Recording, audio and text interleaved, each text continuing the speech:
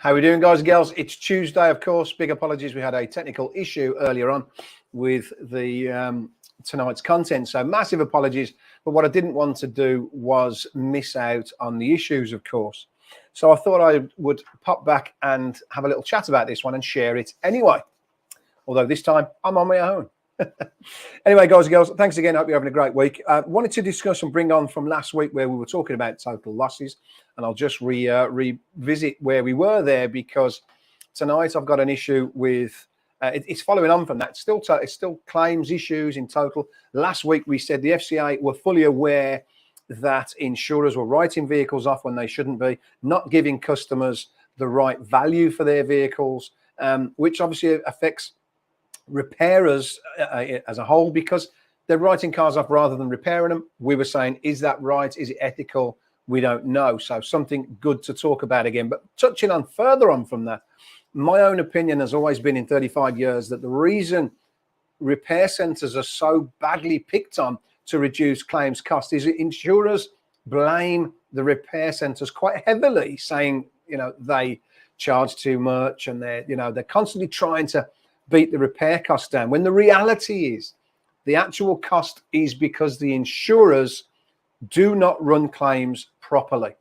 I've said this for 35 years. Now, a repair centre should be able to charge a lot more. They should not be the concern of insurers, because we are repairing someone's vehicle, which has there's a danger when they're on the road. They've got to be repaired properly. Everything needs to be done properly. And we should not be being bashed down all the time to try and repair them cheaper and cheaper. We should be repairing them more proper and more safely than ever. That's what we should be doing, in my opinion.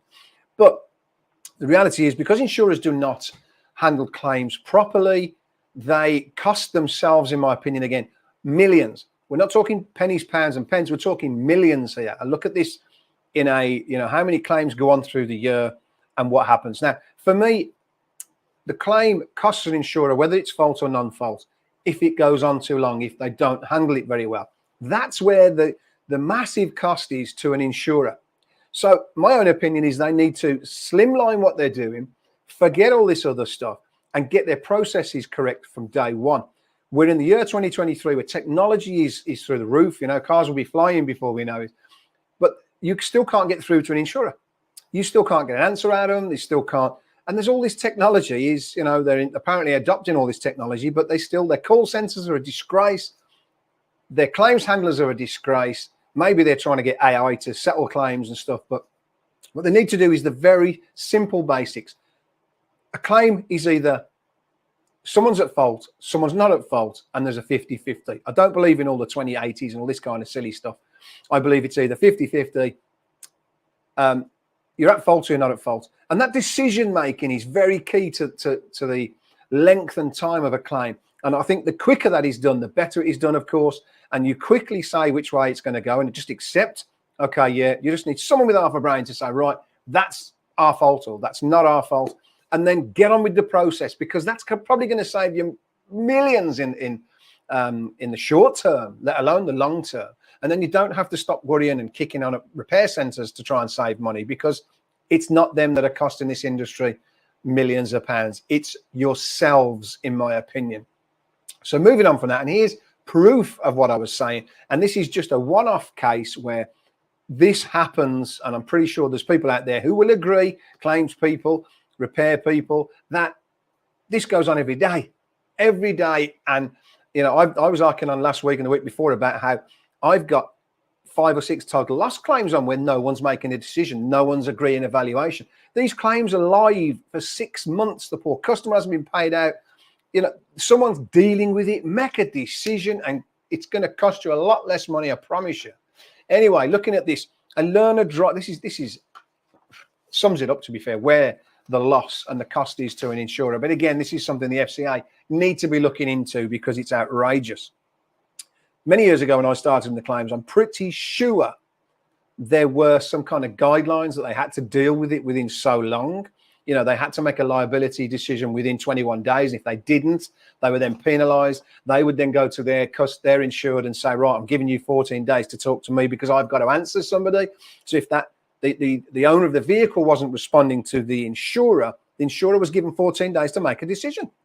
And it really was a great idea. I don't know if that's still out there or still live, but it should be, because this is horrendous and it shouldn't be happening.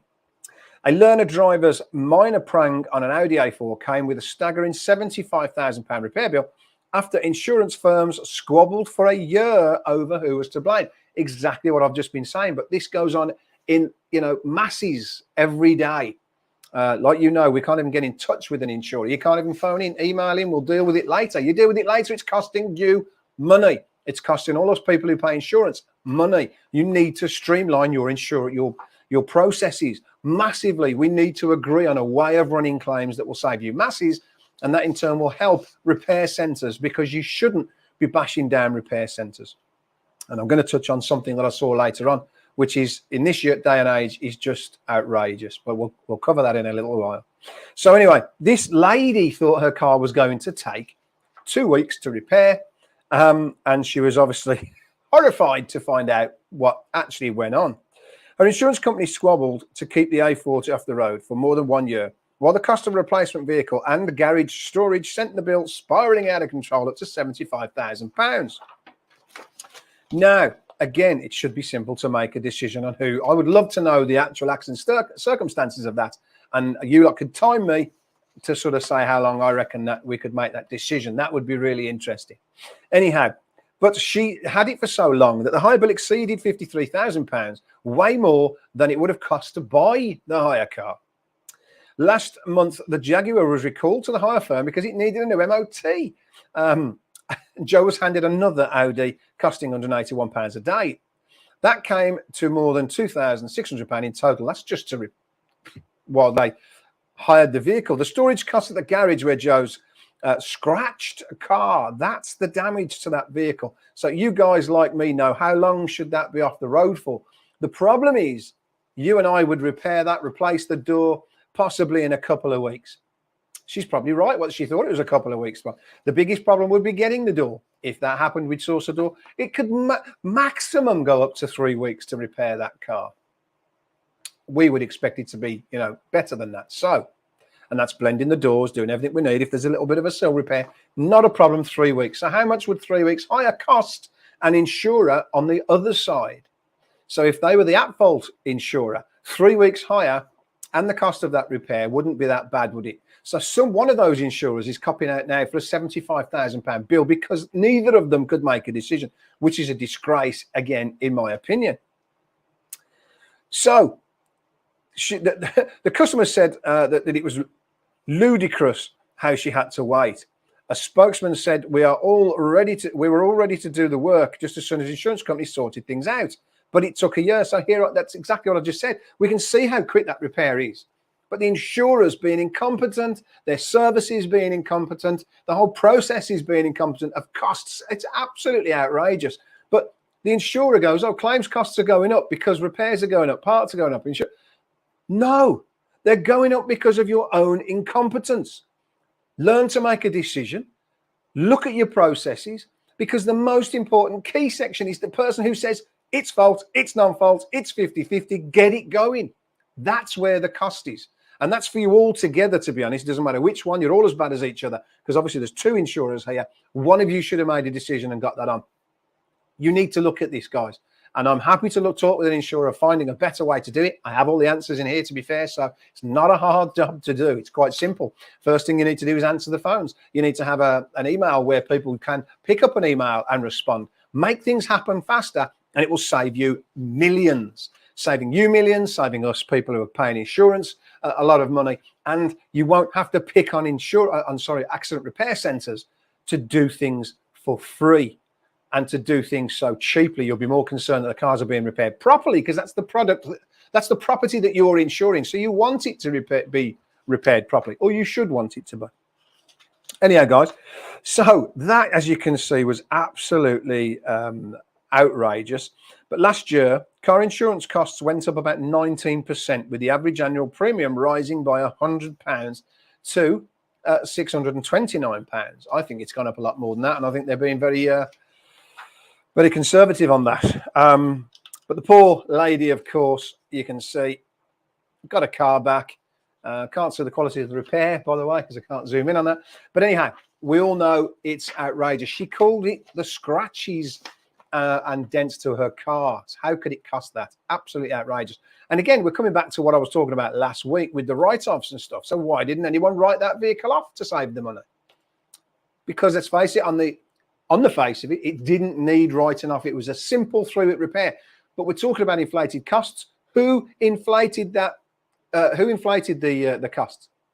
Two insurers inflated the costs. No one else, from their incompetence of not dealing with that claim. Absolutely outrageous. I'd love to hear your comments, of course, because I think it's frightening. And that's why they then come back to insurers and to accident repair centres and give us such a hard time to save money, which is outrageous.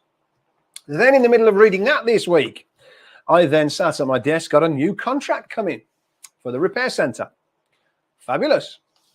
Another place needing to place work, because there's quite a few places can't place work because they're offering it out so cheap. Nobody even wants it anymore, I don't think. So please, guys, if you're desperate, it's better to have an empty shop than it is doing this work for nothing. We need to, again, Crash Clinic's about bringing us all together to discuss these issues where we can talk, because if we all say no, there's only one thing they can do. It's like striking without striking. There's only one thing they can do. They've got to put the prices up for us to repair them, as long as we say no more. So anyway, this agreement comes in, and I'm looking at the agreement thinking, right, let's have a little look, see what's about. It's a new company I've not seen before, offering some. So they've obviously got themselves a little bit of work from someone, and they can give it out and want to earn a commission. Of course they do. But anyhow, let's see what they asked for. They wanted invoices to be sent out straight away, 24 hours. 24 hours, you must send your invoice out. Fantastic. We want to send them out as quick as we can anyway.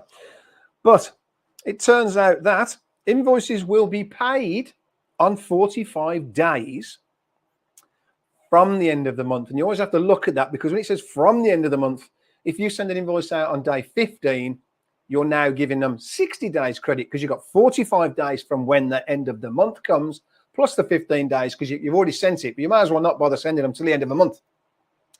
But anyhow, so you're giving anything from sort of, if you've done it on the third day of the month, it's still got to wait to the end of the month. You're giving them nearly 60 days credit. Sorry, more than 60 days credit, which is just, you know, us poor repair centres don't earn enough money. If you've paid for those parts on 30 days, you've got 30 days now. You're a bank. You're funding it. You're the one. You've already paid for your parts, and you've got another 30 days to get paid for that job. It's too risky, and it's just wrong in this day and age. Parts suppliers won't, many of them aren't even bothering to send parts out now in vehicles. Everyone is getting really tight, but not repair centres. It's all hitting poor repair centres. Labour rates, it said, as per the schedules. I'm happy enough with that, of course. But then it states, this just blew my mind. I have to be honest. It was quite sad to read now. I thought, crikey. These are agreements that I remember reading back in the 80s when I first started in the repair industry. And I thought it was bad back then, but now it's even worse. When the costs are going up, your properties are going up, your rates are going up, your electric, gas, storage is, you know, even your yards are going, everything's going up. But it says 28 days free storage. And that's gets cleverer every time I read one. You have to read it because they're so devious. 28 days free storage from the estimate being submitted. So it used to be 28 days free storage, but let's say that job comes in and you're really, really busy and you're trying to get to the estimate. It takes you a week. That's another week of costing you money, because now they've got 35 days free storage. Wow. I just, hands on the head going, I'm sorry. And guys, please tell me what you think, because I would not do it. Simple as that. I've just chucked this. Well, I've not chucked it in the bin. I've actually read it for a laugh. And that's, it's terrible, because some poor sod here actually thinks this is a real agreement. It then goes to say collection and delivery of customers' vehicles is free. So storage, recovery, and now collection, delivery, all this is free services, free. So you go out, get a car, free, put it in your yard, free, everything's free. So they write the car off. Well done, lovely repair centre. You're a great business, because you've just done you've had all these employees, these people to go out and get the car, collections, deliveries, written off for free. Fantastic. What a great business. These people, and what really got to me, guys, is when I looked at this, it's a group of engineers. It's a group of assessors that have actually put this beautiful agreement together. So I then sat there and thought, what do assessors and engineers give you for free? What services do they give to anybody for free? Do they send an engineer out to look at a car for free? No, they charge. Do they re-look at it and reassess it for free? No, they charge. Do they give you 60 days credit? No, they want payment in 30 days, or, you know, some of them want it in 14 days, etc. So it just makes me laugh how these people want you to give everything for free, but they won't give anything free themselves. And I think it's obscene, if I'm honest, that this is, if I read you the full terms of this, and this was the final thing that absolutely blew my mind. BSI, most repairers are BSI now. And why do we do BSI? To give people the trust, because BSI do an inspection to make sure you're repairing cars properly, you're not ripping anyone off, you're doing the right things you say you are, you're getting method statements. If you're putting down for a geometry, you've done a geometry, and they drop on you and do an inspection to confirm all of that. That's what their their assessments are about, which is, I think, is a fantastic thing in the industry. But I actually, unfortunately, think, what is the point? Like in this agreement here, it states that they want every single purchase invoice. They want a copy of the geometry report to prove it's been done before and after. Anything that's been done outside of the, pulled in, they want a copy of it. Even if you've done some diamond protection, they want proof that the owner so you've got to get to the hassle of getting this off your owner now, putting them to the hassle of it to get some proof and a certificate to prove that they had this diamond on their car. It gets worse. What is the point of having BSI? I really don't get it, because if you're having to do this on every job, BSI becomes pointless. Absolutely pointless. There's never been any trust in this industry, and it really, really does my head in again, because there's some great repair centers out there. And yes, it's like every industry. There's some bad ones, but will they have BSI? No, because they wouldn't give it them.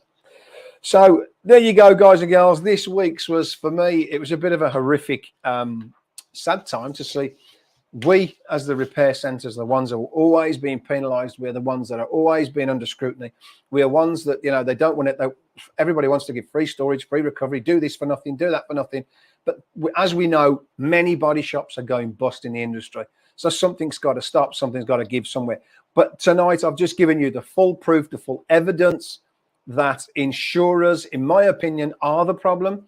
They're causing themselves the problem by not handling claims, by not being efficient in a year where technology, there's no excuse for being super efficient in this day and age with all the technology that's there. So for me, insurers are the problem. They need to sort themselves out. They need to answer things, make decisions quicker. It will save them millions and millions. If you agree with me, write in the comments, of course. I think there's been some